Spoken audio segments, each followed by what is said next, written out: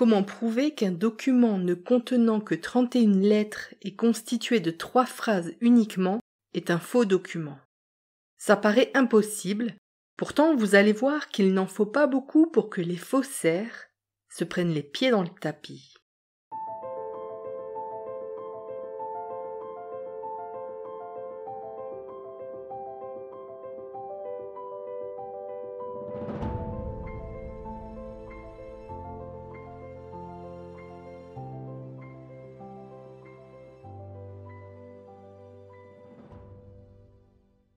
On se retrouve aujourd'hui pour le 2e épisode consacré à l'analyse de la fausse lettre du Titanic. Après avoir vu l'introduction la semaine dernière, on va rentrer dans le vif du sujet et explorer le travail effectué sur les graphies des lettres, c'est-à-dire le type de lettres utilisées. Le but ici, c'est de montrer que même sans document comparatif, une analyse de texte est possible en explorant les contextes historiques. Ici, il s'agit du contexte de l'école publique en France en 1912. Si vous n'avez pas encore téléchargé votre exemplaire de l'analyse complète et gratuite, c'est sur le site expertisededocuments.com que vous la trouverez. Je vous recommande vraiment d'aller télécharger le document pour avoir accès au protocole complet, car ici on va directement aller au résultat. Mais avant d'aller plus loin, il faut tout d'abord préciser un fait essentiel. Au début du XXe siècle, l'enseignement de l'écriture au sein de l'école française est basé sur l'écriture cursive exclusive. Ce petit rappel historique est très important, parce que le type de graphie cursive possède des caractéristiques qui permettent de la différencier des autres. L'écriture cursive, elle est composée d'une succession de traits et de boucles. Les lettres présentent une petite queue finale qui permet de les lier entre elles au sein d'un même mot. L'écriture cursive, elle a donc une esthétique très particulière et très reconnaissable. Et l'écriture cursive, c'était la norme dans l'école française du début du XXe siècle. Ces éléments étant posés, l'étude s'est attachée à montrer que si le document attribué à Mathilde Lefebvre a bien été composé par elle en 1912, alors on doit retrouver les éléments qui caractérisent la maîtrise de ce type d'écriture, c'est-à-dire de l'écriture cursive exclusive selon les normes et les standards scolaires de l'époque.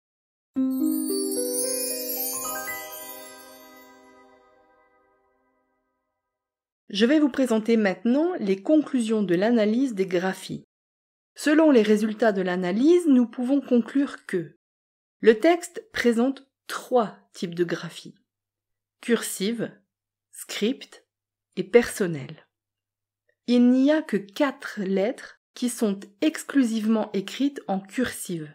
Ce sont les lettres L, M, S et U. Les autres lettres du texte présentent des variations de graphie. On observe la présence de types de graphie souvent combinés. Cursive et personnelle pour les lettres A, D et R. Cursive et script pour les lettres E, I et T. Personnelle et script pour la lettre B. Si la majorité des lettres du document attribué à Mathilde Lefebvre sont écrites en cursive, on note la présence d'incursions de graphie script ou personnelle tout au long du texte. Et ça représente quand même 64 lettres minuscules ou majuscules écrites en script, personnel ou indéchiffrable, soit un total de 40% de lettres constituant le texte. Il apparaît donc clairement que le texte n'est pas rédigé en écriture cursive exclusive.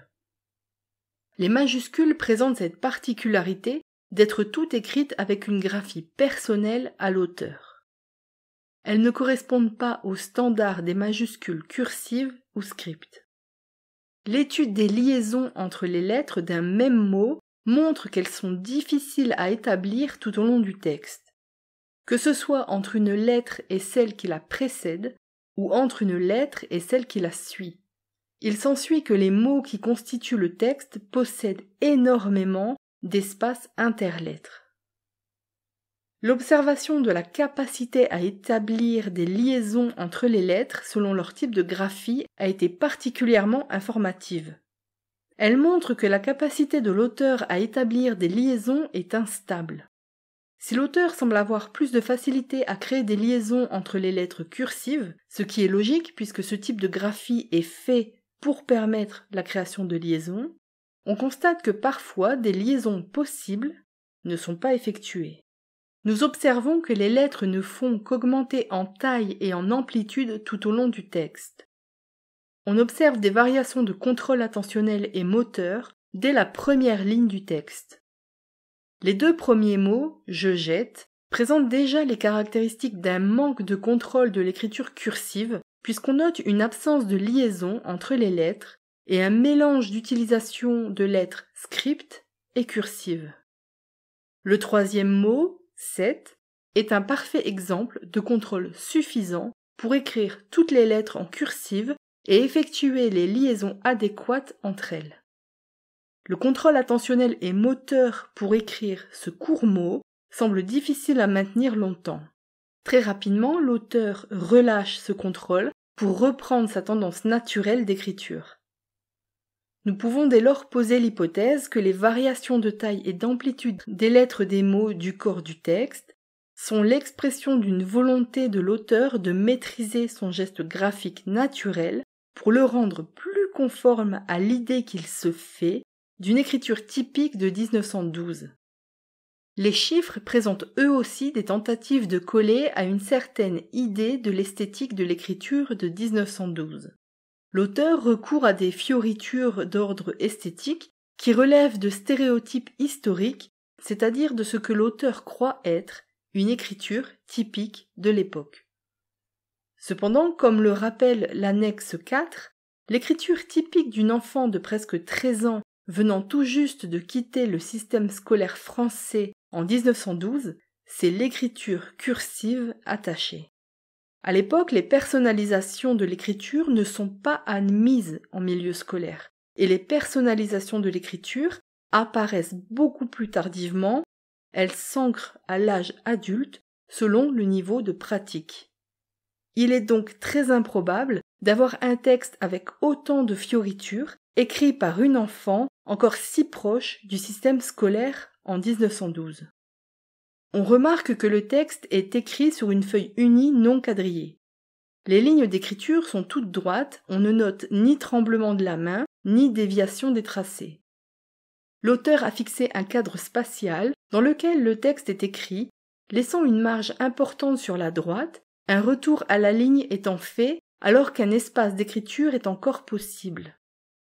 On note la présence de marqueurs spatiaux de début et de fin qui délimitent un espace d'écriture du corps du texte.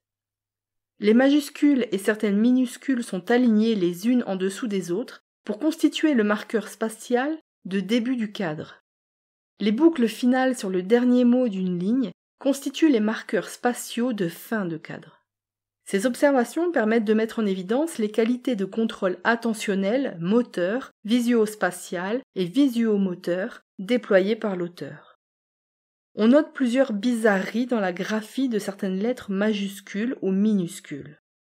Il apparaît ici intéressant de proposer une hypothèse interprétative face aux mots sur lesquels ces anomalies sont observées.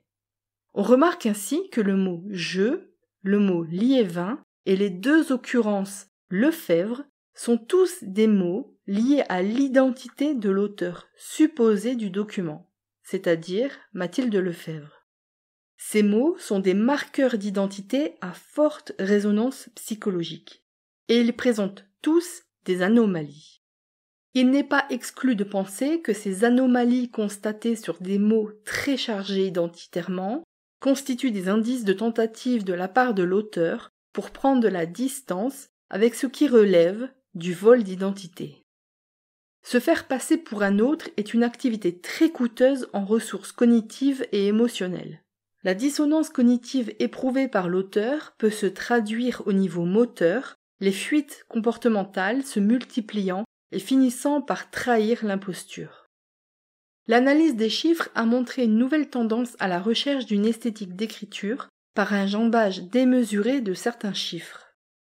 Outre ce qui a déjà été dit plus haut sur la réalité historique de ce genre de fioritures à l'époque chez une enfant, on remarque que le chiffre 9 est écrit avec une graphie anglo-saxonne. Mathilde Lefebvre, ayant été une enfant française, élève à l'école française au moins jusqu'au 10 avril 1912, date de départ du Titanic, on imagine mal comment une graphie anglo-saxonne pourrait se retrouver dans sa correspondance. On sait par contre qu'aujourd'hui cette graphie est tout à fait commune dans de nombreuses écritures d'adultes. Alors toutes ces observations concernant l'étude des lettres du document sont autant d'indices que le texte attribué à Mathilde Lefebvre ne correspond pas aux standards d'écriture en 1912. Ils ne correspondent pas non plus aux standards et aux normes d'apprentissage et de pratique de l'écriture au sein de l'école française à la même époque. Au vu de l'âge de Mathilde Lefebvre, le 13 avril 1912, et de sa proximité avec le système scolaire, il est peu probable de retrouver à cette date et à l'âge de cette jeune fille une écriture si éloignée des normes scolaires et sociales de son époque.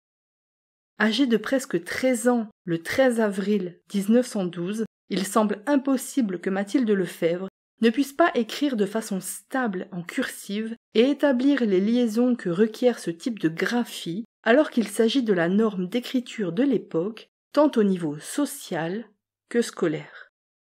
De plus, les combinaisons de graphie cursive, script et personnelle sont typiques d'une écriture moderne.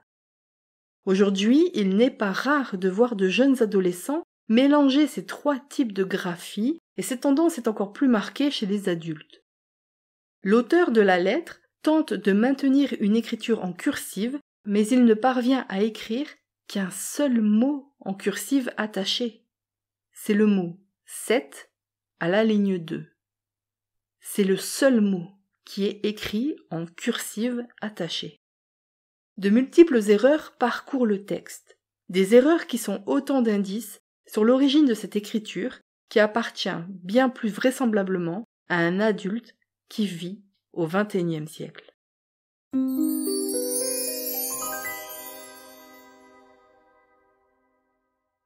Si vous souhaitez continuer la discussion sur le travail d'expertise de documents et la fausse lettre du Titanic, je vous retrouve tout de suite sur la newsletter du site expertisededocuments.com. C'est sur cette newsletter que je vous donne encore plus d'informations, de conseils lecture et surtout, c'est là que vous pouvez me poser vos questions et proposer vos idées d'épisodes. Et tant que vous êtes sur le site, n'oubliez pas d'aller télécharger l'analyse complète consacrée à la fausse lettre du Titanic. Cette analyse est totalement gratuite et ça vous permettra d'avoir accès à l'ensemble du protocole d'expertise. À tout de suite sur expertisededocuments.com. Dans le prochain épisode, on va continuer et terminer l'analyse de la lettre. On verra ensemble l'analyse des champs lexicaux, c'est-à-dire l'étude des mots utilisés dans le document. Je vous retrouve donc jeudi de la semaine prochaine pour poursuivre notre exploration dans le monde de la manipulation écrite et de celles et ceux qui la traquent. En attendant, je vous remercie d'avoir écouté cet épisode et n'oubliez pas, un grand bobard commence toujours par une petite histoire.